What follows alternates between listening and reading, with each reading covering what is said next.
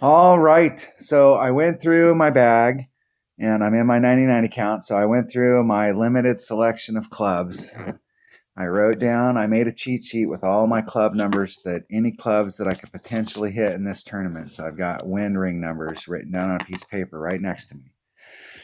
And now I'm going to go out and start practicing with those clubs so that I can get used to using some of these clubs that I may not use all the time, or they may not be in my normal one-on-one bag.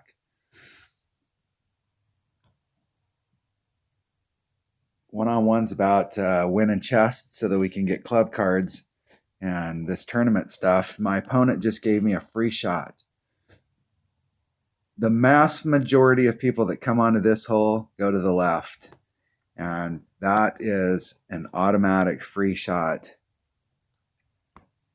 whenever anybody comes out here. So I'm going to do curl on this. So whenever I'm doing curl, I like to be no less than 2.5 rings off any transitional surface. And I'm going to pull back a little bit from the red line just so that I can adjust the wind out. Get used to doing those wind measurements and your wind adjustments even when you're on. So I misjudged it. I'm about 1/2 ring into power. But max curl, just a little teeny bit of overpower on it. And I hit it great on the left, which is the worst side I could have possibly hit that. Because right here, when it gets to that section, it'll want to bleed off into the rough. That level 7 quarterback doesn't have quite enough curl to make that shot so that it's just an absolute guaranteed. That's why I was doing the 2.5 rings off instead of the 3, because I knew that that quarterback doesn't have quite as much curl as I would like. So if I hit that perfect or great to the right, I'm good to go. If I hit it great to the left, it could be problematic. But it doesn't matter because my opponent spotted me a shot. And why take any big risks here? I wanted to get to this area. I brought the right club for this area right here. So I'm going to just hit right into the fairway and put myself back into play. I'm not going to play that trick of trying to get up there and end up in the rough and then have to take the next shot with my rough stuff. My opponent spotted me a shot. I wasn't able to slam the door shut.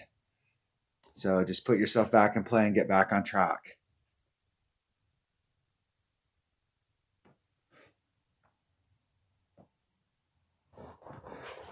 My opponent's being pretty nonchalant about it. They're not doing any wind measurements like we would think about doing them if they really wanted to get close. So there was zero chance that that was going to get in the hole.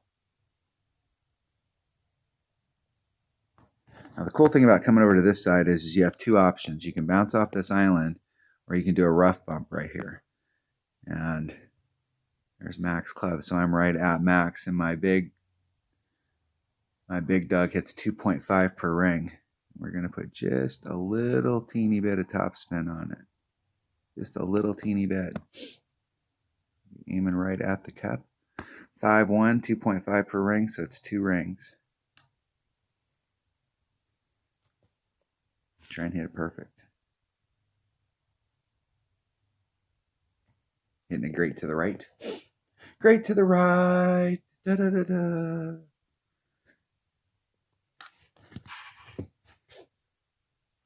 And just get up there. We'll get our birdies. I always like coming to this hole because most people will shoot that shot to the left and they automatically spotted you a shot. I mean, maybe 1 or maybe 2 in 10 will be able to get on from over there, but it's real low. And normally on that QB shot, I'll hit that shot 8 out of 10 times, and that automatically wins me those 8. Because once you get over to that spot, you can get up and get your eagle and move on. And so it's a much higher percentage shot bringing out your QB. Everybody's like, oh, that QB doesn't hit as far as that extra mile. You can't get out there. I don't need to get out there. I need to get around. The QB's got lots of stuff, especially when it starts to get up. When it gets to level 8, it really starts you can really see the potential of the club. And when it gets to 9, it really shows you what it can do. And at 10, it is a great club that you will use, especially for practice stuff. You'll take that sniper out, or that quarterback out, and this is one of the tournament. Is this a tournament hole? No, not this one. Don't have the right stuff for that.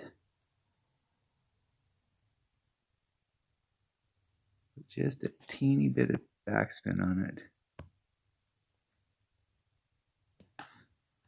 See if I can weave it towards the hole. 2, 3, it's 1.9 per ring, so that leaves me 4. That's about a quarter. That's 1 1/4.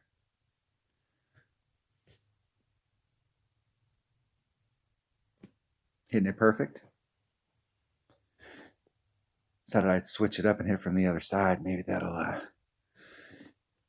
get me closer.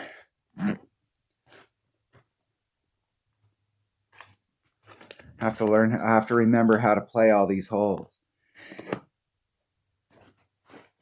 Sometimes, and it's in some respects, for some of you guys, I've done a disservice, because on these par 3s, usually I don't mess around on these par 3s. So like, you can come and watch how I'm demoing the shots. And on some of these par 3s, I go right at it, get rid of all the traps, get up on the green. You're close every time. Sometimes it goes in the hole, but you get a birdie every time. You can't afford to drop any shots, and these par 3s can eat your lunch. But when we're doing one-on-one, you definitely want to practice and look at the ways to try and get up there so you can get closer if you don't have those backspin clubs. All right, we got somebody who actually wanted to replay me. What is the deal? Excellent. Good job, Jorge. Good job, man. Building up a community. Try and replay people. What clubs do I got here? We definitely want to try and get out here if we can. Got 2 bags. This is one of the benefits of being in a clan that has more than one bag.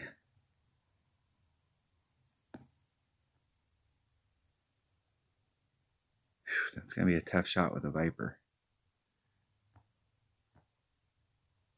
Tough. It's 2.4. It's a right about 2 rings. I'm going to put the power back in it. I'm just taking out the side wind there. Hitting it perfect. So the wind's pushing it forward and to the left, and I took out all of the movement to the left and then put the forward moving wind back in.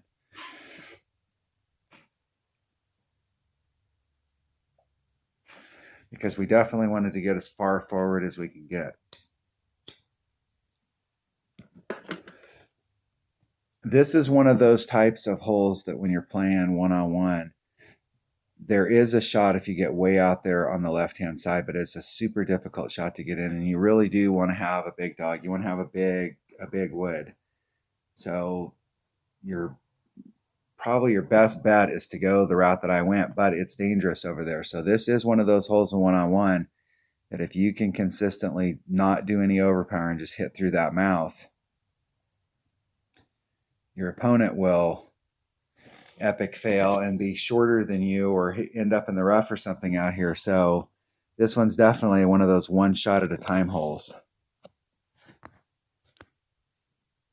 It's hard to come from the other way because you got to stop it all of a sudden here and make this curve at the very end of the run.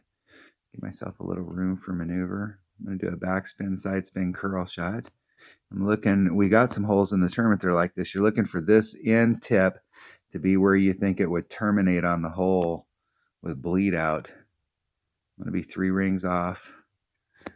It's 1.7 per ring, so we're just a little shy of a ring. And I'm going to put all the curl on it. I hit it great to the right. And then it'll swing it back around towards the cup, and you'll always be up there close to the cup like that. So We have several shots in this tournament that are like that, where we're doing this. We're doing a backspin, side spin, curl shot, and when you're up close to the hole like that, and you need to cover that little distance right at the very end, you can get it going in that direction. And it's all about where you think the ball guide is going to trickle out, trying to get that distance so you're pin high. The deal is that it's super low percentage, but what it is it gets you up there close to the green. You're making a very short putt, and you're putting pressure on your opponent. And so now my opponent has to take this shot from the rough, and I get to take this putt. This is why I'm not really good at putts, because I want to try and figure out how to get this close all the time so I don't have to take those big putts.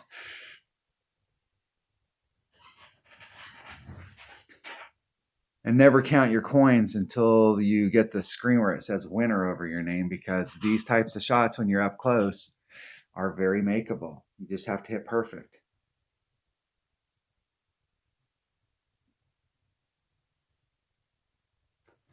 And it works better as you get your clubs upper developed. It works better because the Nirvana's got good ball guide. So you get one of these rough irons or sandwiches has great ball guide, and you're up close like this, you can really dial it to the cup.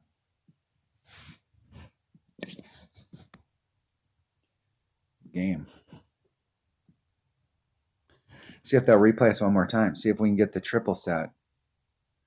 Tell true players that really want to play when they're just replaying. Come on, buddy. Come on.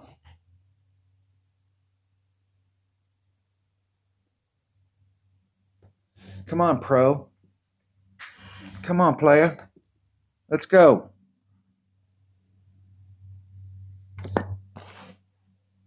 No replay. Thought they had my number. Jumped in there for a replay and then decided that they didn't want to go down 3-0. Opening up a chest. I want to keep open slots all the time if you're playing on a regular basis. I apologize. It's not that's the deal. That's the way the game works. If you're trying to work on your clubs, you gotta be cycling through chess. Because this system of going out and just playing for the minimum score and practicing with your clubs during the off week, whenever you're just out dinking around and playing in these low level tours so that you can really practice your clubs and practice on holes, is this is where my upper bag would be better, because I have a big tapa. I don't know that I can get over. Can I get over? I can't even get over with a max overpower shot there.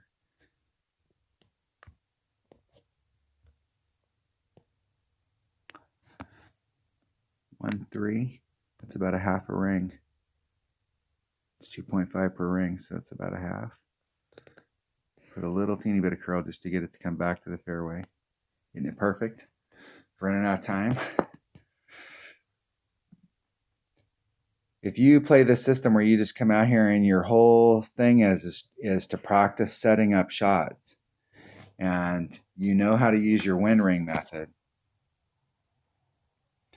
you'll end up just out in the fairway and you're just playing in the fairway. It's actually a really fun way to play, because you're not having you're thinking more about the precision of it and trying to put yourself in the right spot. And when you find yourself always in the right spot, you have shots. You have those shots to pick it up all the time, where you can get up on your opponent. If you know how to set those shots up, you're going to win a lot. Your win percentage is going to be, it's going to be at least 66%, where over the course of it, you'll win 2/3 of your matches. And so if you sit down and you're playing for an hour while you're watching TV at night, you're playing 9 matches, you're going to win 6 of those 9. And so you need to cycle through your chests. I don't think I can get over. Can I get over there? If I did a max overpower shot, I could get over there. I'm just going to lay up. How far back do I have to get? Get out in here. About 2.5 rings off, somewhere in that neighborhood. It's 3 4s right there. So we're 2 rings and a little. I'm going to put curl on it to bring it back over to that fairway area. And I'm going to curl it back over there and just lay it up. there's no risk. I'm up right now, and I may not be able to get up there from this rough with these lower developed clubs. So I want to just put myself back in the fairway, and I'll take my long iron or wood from there. My opponent spotted me a shot. Possibly.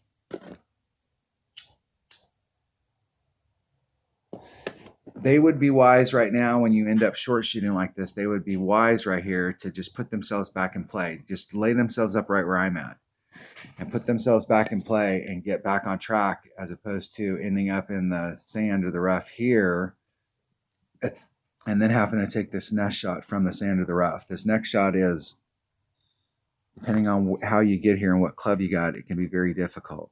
I'm going to do the rough bump.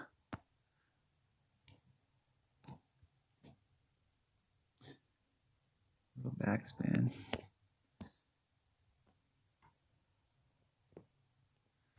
2.7. My Viper, it's 1.7. So that's about a ring and 2/3.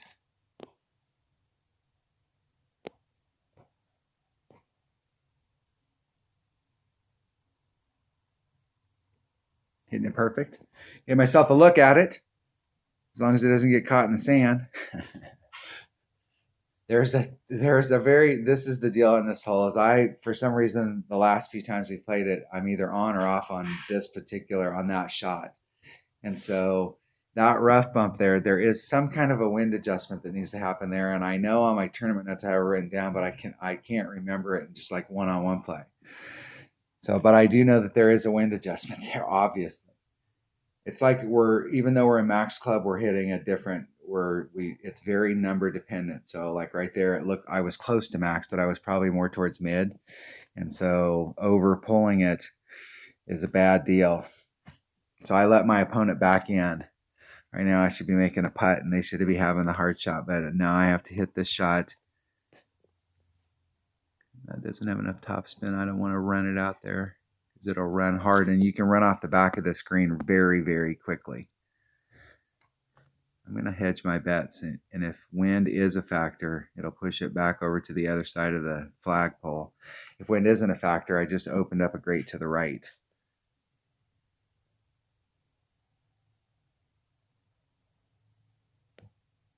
And hit a grate to the left.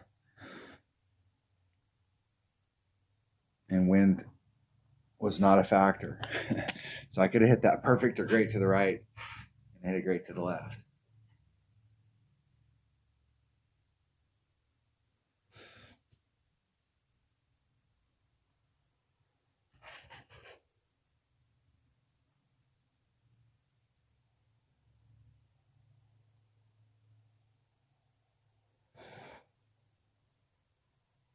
I let my opponent in the door by not shooting the minimum score. That's the deal. By screwing myself up there and not shooting the minimum score, I let my opponent back in. And this is one that I could have chalked up as a win.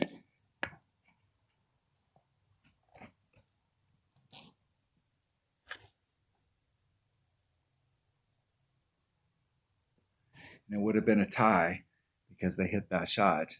But I lost one because I didn't play the minimum score. Look at that.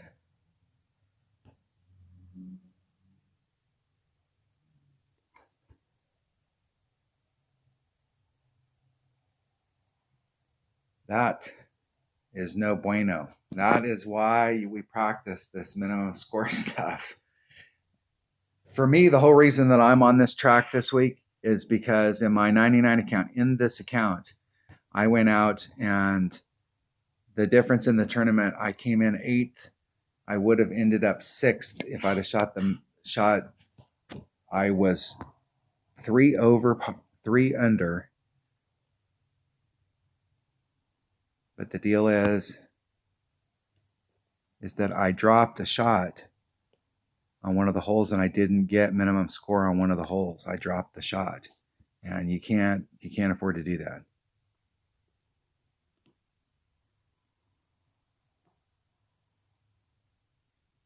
Get over here about 3 rings off. Pull the wind out. It's 3.5, 3, 4, somewhere in that neighborhood. Bring it back to the fairway.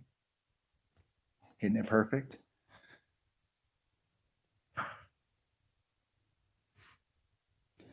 Just walk it down in that area. See what kind of shot we have from right there. Not sure if that's a long iron or short. Yeah, it's got to be a long iron shot. There's a rough bump you can do down there. If you got the right long iron, you got something that's got topspin on it, you can try out all kinds of shots. That's why some of these utility clubs, like when you get your clubs upper developed, going out and playing with your claw and your Saturn, maybe or maybe not, you would use some of those clubs during the tournament holes, depending on what clubs you have in your bag. But during practice, they're awesome because you can do all kinds of stuff with them. They have topspin, backspin, curl, they got all kinds of stuff. They're accurate. They got ball guide.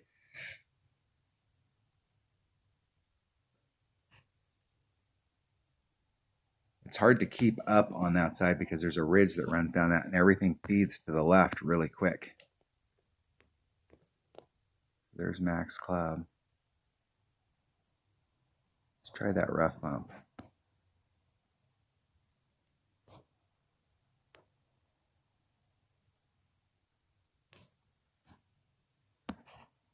.6. I'm going to add on 10% just because it's a headwind. So it's 1.9. That leaves me 7. And I'm going to do 3. So I'm going to do about a ring and a half.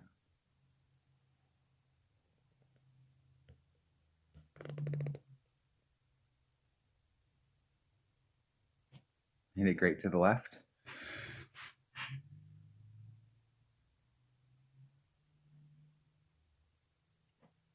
So I know if I come to that spot right there, if I have a Saturn, I can do the backspin shot and go right at the green, or I can do a rough bump, or I could bounce it over from this island and go over, but I'm putting a lot of stuff into play if I bounce off from over here. So by doing the rough bump, and you're using topspin for that rough bump, so even if you hit it just a little short, you're putting a lot of topspin on to get out of there.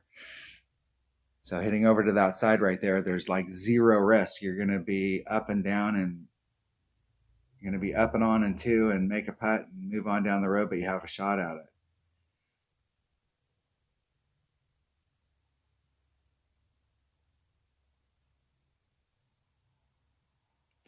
it.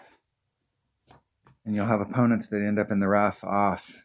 And those short rough shots are super makeable. So you got up a little on them, but they can get their work done.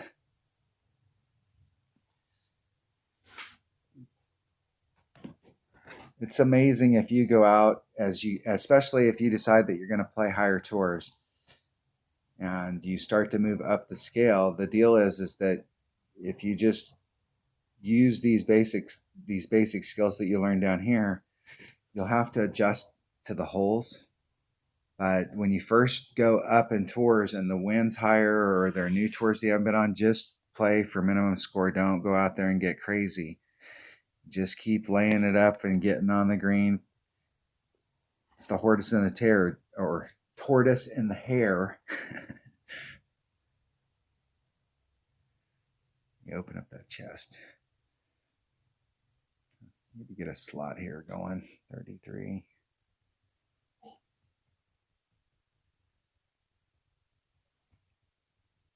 Make sure I have 2 slots. Go out and practice with these clubs. I wish this account, when the Kings of Golf 2 gets to pro, so we can get a 3rd bag, that'll be big, big.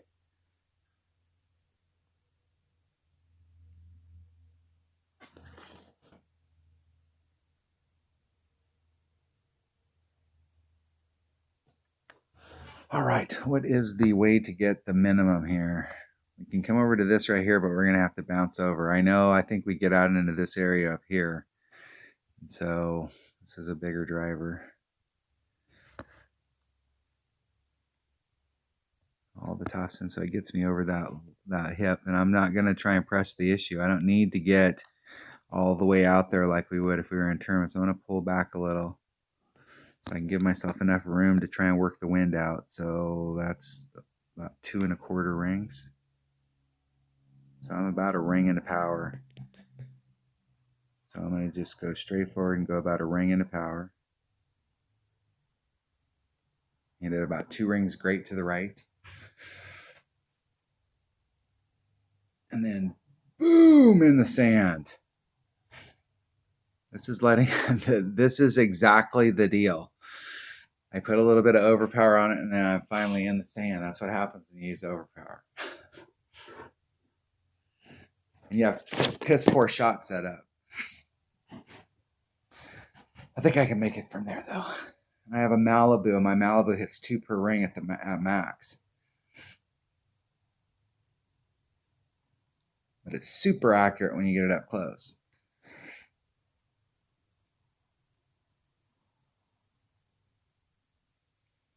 With my upper developed account, I take that with a rock or a QB and just try and weave and bob through there. There's no reason to bring out a bigger club. If you've got a driver that'll hit past that first, or you're bringing a bigger ball, or you're bringing a bigger ball.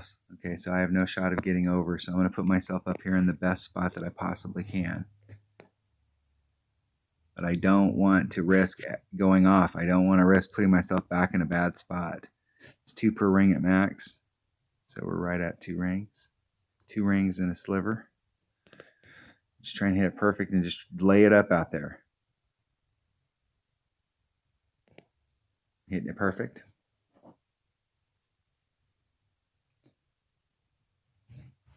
All right, that's going to put me in wedge or minimum short iron. So if I'm with my wedge, it's 2.0 per ring.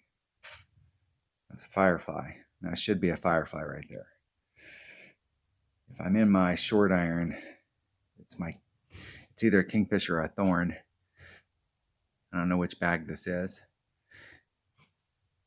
That's the deal when you switch clubs around and you're out practicing for a tournament and you're trying out different clubs, because some holes you'll get to and it's like, hey, I've got a bag set up so that I can really practice this drive.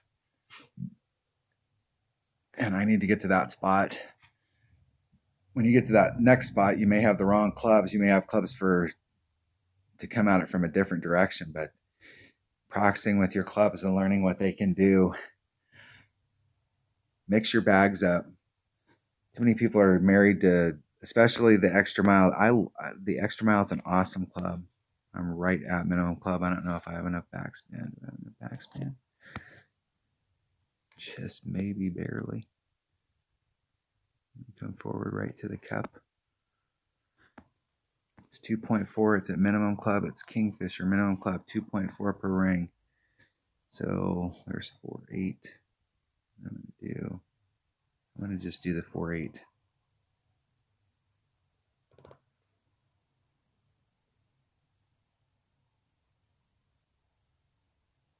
Yeah, anticipation.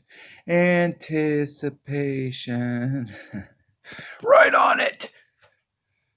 Could have got myself back to the deal. That is another thing, is that if I do end up in the rough or let my opponent back in, you're going to end up with some shot like that.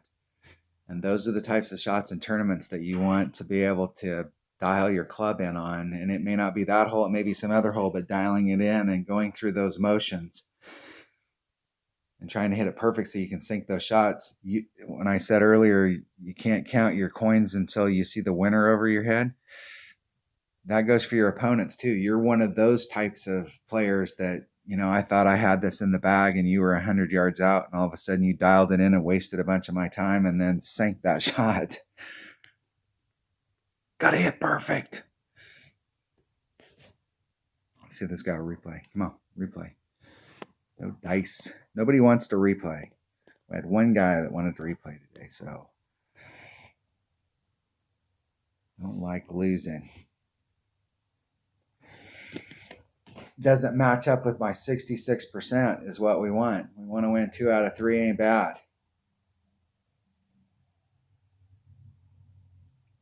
That way you're maximizing your time as a player. If you're a 50% win percentage player and you're going out and you're trying to practice or you're trying to win chess, you have to spend, that extra time. We don't have to spend as much time out there. We're maximizing our time. That way you can spend more time on your real life stuff.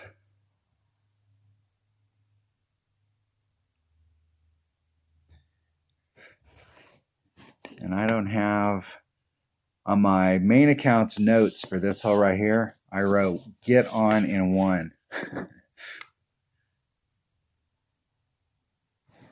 That is the goal, is to get on in one with my main account. And I think the way to do it is to go forward here with a big power ball and get up into this area. I'm not sure with this account whether I can actually get that done.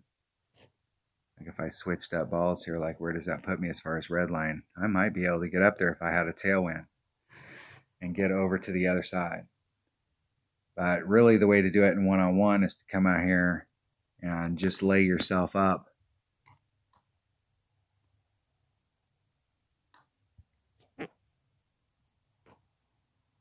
I'm going to have to shoot this off before I run out of time. Dinking around. This is the high percentage shot out here, is to bring, and if you bring a bigger ball like that, if you bring a 3 power ball, you can get way down there to the end, but it doesn't really matter. It's the high percentage way to go at it is to lay it up. Now, it's hard to find a spot out here that you wouldn't be able to recover and get on into, but people seem to be able to find those shots. Or they'll come down here and they'll do what my opponent's doing. They'll start off in a spot that's super narrow, and if they hit it great to the left or the right, they're going to be in the sand of the rough. So the only way that they can make this is to hit it perfect.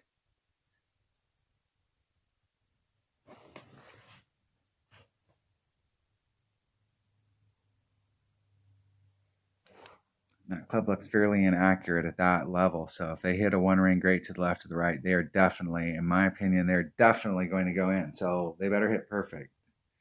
They're going to hit something. Boom. I can't believe they didn't end up in the rough.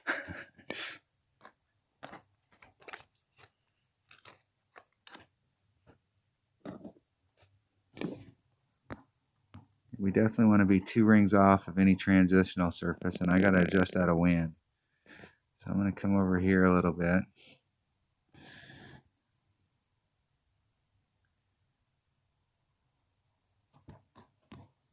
It's 4/8. It's 4. That would be 4/8, and I'm going to hit the red line right there. So I'm 1 ring.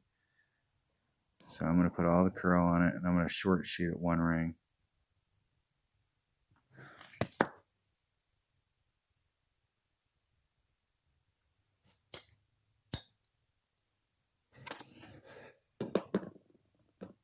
And I don't think I'm ever going to do that again. I know better than to do that short shooting. Sometimes when you short shoot, you can catch it just right if you can rub up against the nubs up there. But like when you're actually doing that where you're not in the center position and you can't see how much you're short shooting it, it's real dangerous, because if you over short shoot it even just a little bit, you can end up clipping that rough on that second bounce over. And it would have been better there just to be long and just take my lumps and get up there and not try and get greedy. I wasn't in absolutely the best spot.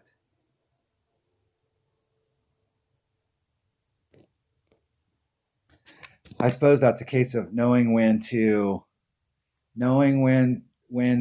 you should still be going for it, and knowing when you should just, at this point, just get up there, get your score, go to the shootout, force the shootout. Don't let your opponent back into the match.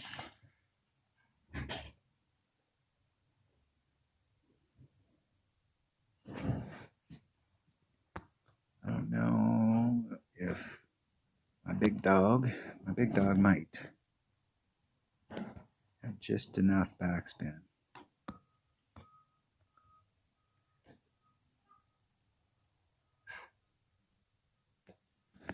3.2, and I'm going to add on 10%, so it's going to be 3.5. My big dog hits 2.5 per ring, so we're at about a ring and 3/5.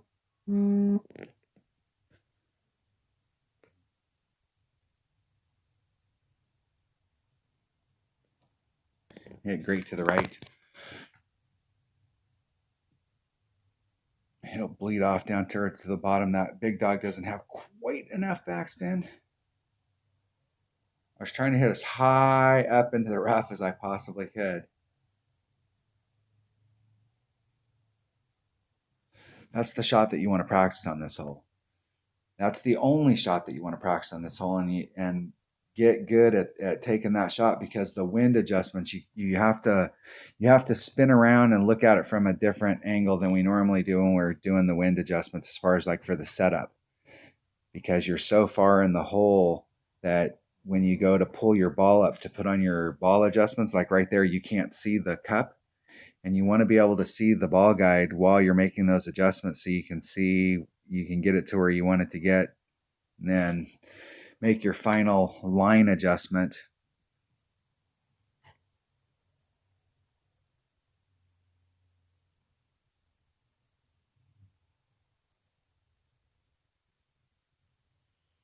See which one of us rolled off the furthest. I don't remember my number. 844. Game. Well, there's one of the 66. And they wanted to rematch. Look at that.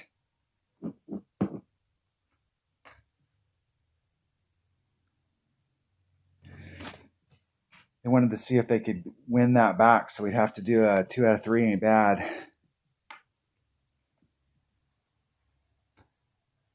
All right, I'm back on this hole. I can get redemption on this hole. If my opponent brings out a big ball on this hole, I'm going to switch to a quasar, because this is a quasar hole. So like if you get on this hole and you wanted to up it to a bigger ball, you can up it to a quasar and you can easily make this.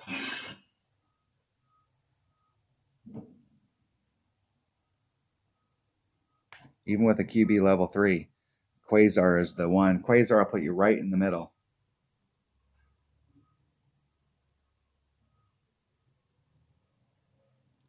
See if my opponent can get out there.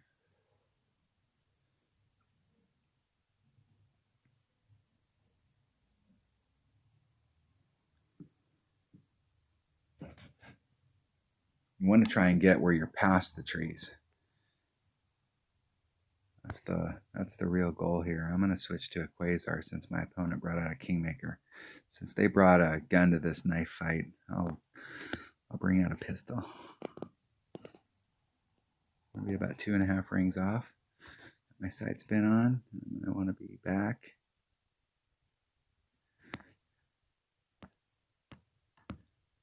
Five, 3.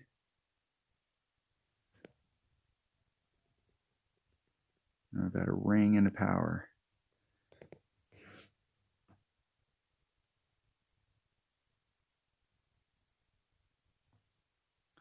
Made it good on the inside.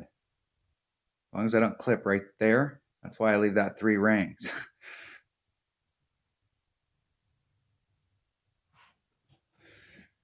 Because if you leave yourself enough room on the inside and you can catch it, it really will go that direction. I mean, you'll see the full effect of that curl. So it's really important to leave room on the inside. Usually when I do those shots, I have a lot of room on the inside, because you'll see me sometimes hit the goods like that, or a 3-ring great, and it'll still make it on the inside because you're trying to go that direction. So I'm trying to leave myself lots of room. But I can usually only pick up maybe a 1-ring great to the left on a shot like that. And then I will, if I hit a 2-ring great, I'm in trouble. Even a 1-ring great's going to be like pushing the limits.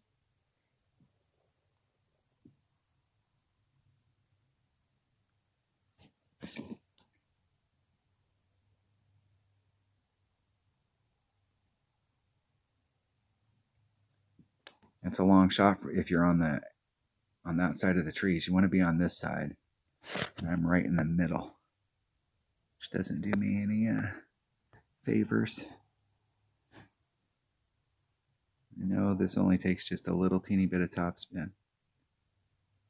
I don't really want to have to put on any curl, but I'm going to have to. I'm going to give myself a little more room. It's 4.3, it's 2.5, 3.5.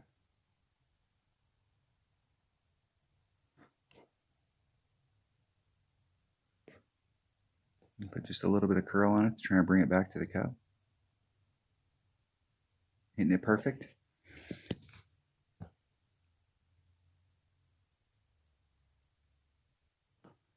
And this hole right here, and I'll see if this hole is still, if it's still playable, but I've ended up in that spot and somewhere right in this area so many times that this, especially right here, I've ended up on the fringe and the fairway.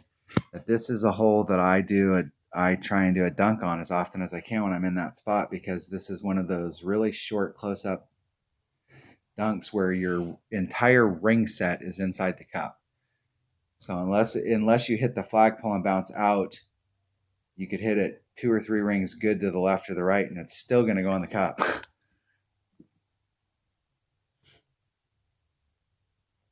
And so this is a hole that you can get that 100 dunk achievement on pretty easily. As you can see how the ring set is. Let's try that dunk.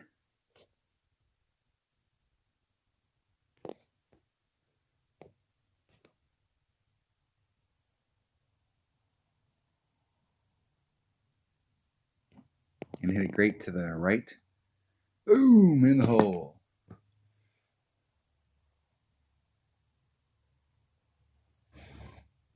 We can still have some fun while we're playing. Come on. I need to do a lesson on coins, because I don't ever think about coins, because bankroll management is super easy when you're playing down here. And if your win percentage is high, the coin thing's not going to be an issue at all.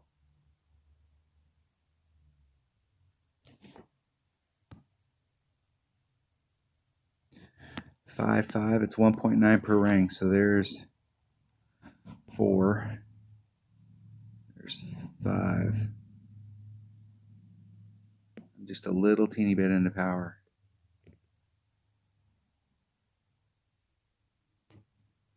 Hit great to the left.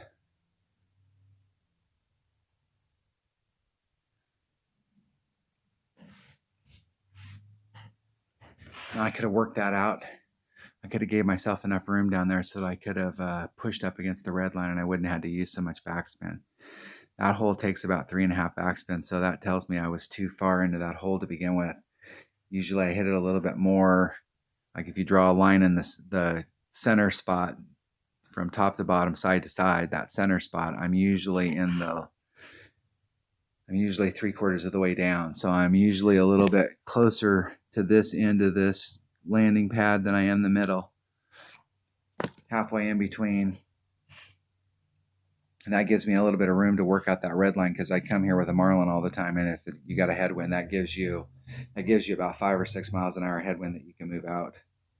If it's side headwind, if it's pure headwind, you may only have 2 or 3 that you can work out.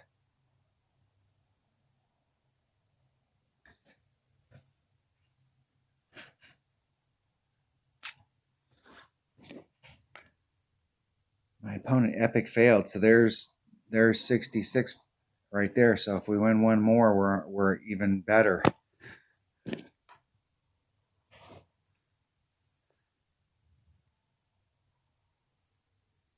think we're on a 2-game win streak, right? I'm not going to rate you now. I'm on a 2-game win streak. Let's see if we can win 3. Yeah, I need to open up some of those slots. Don't win cards. You don't have slots. I'm trying to max out. This account's only played up to Tour 4, and I'm trying to max out some of these commons so I can participate in that prism chest. Because if I can get some of these commons maxed out and start building up a bank of those commons while I'm down here, I can start working on some of these rares and epics that are down here lower and really build myself up a set of clubs.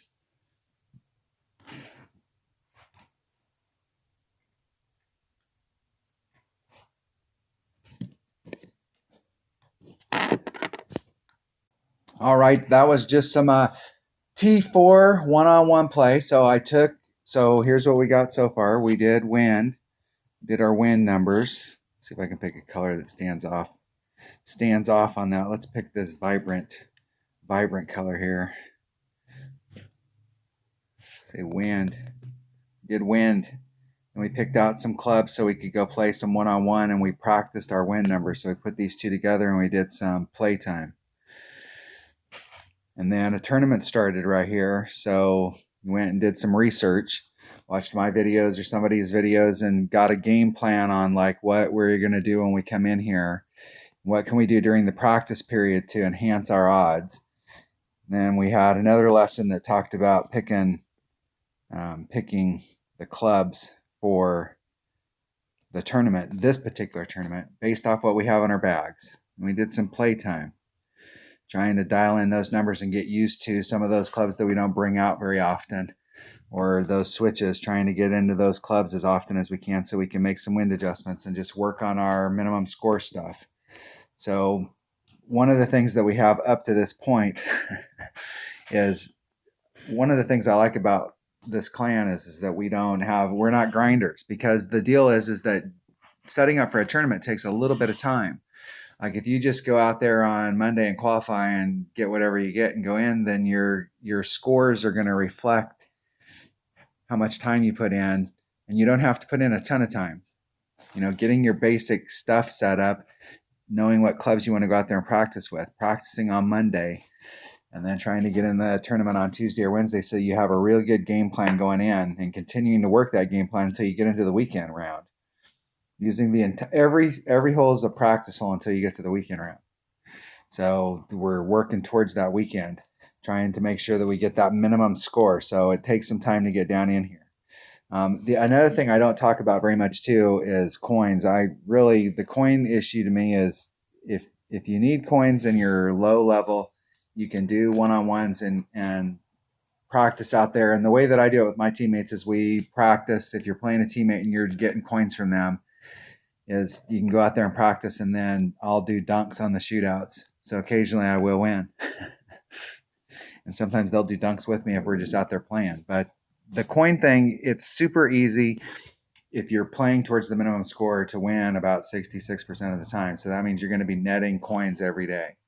So, and if you're playing down in the lower tours trying to build your clubs up and not diluting the pool, like I really don't want to dilute the pool here and get any of these tour 6 or 7 clubs. I don't want to get any of those. And those tour 5s that I have, I don't want to get any more. Even though you can get them in the Golden Shot and you can get them in different places, I want to try and keep my pool as little as possible. All right, that was just another lesson, just some one-on-one play. So we're practicing our tournament clubs. All right, thanks for watching.